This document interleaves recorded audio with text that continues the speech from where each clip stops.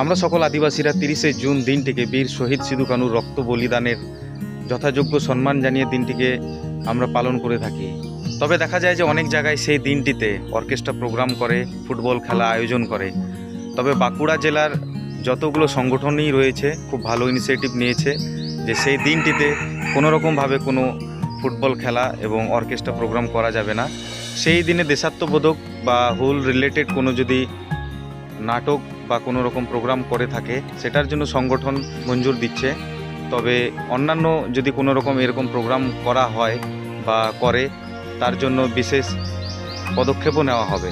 তবে আমার খুব ভালো লেগেছে তারা এরকম উদ্যোগ নিয়েছে। আমি চাইবো যে আমাদের প্রত্যেকটা জেলাতে এরকম উদ্যোগ নেওয়া হোক।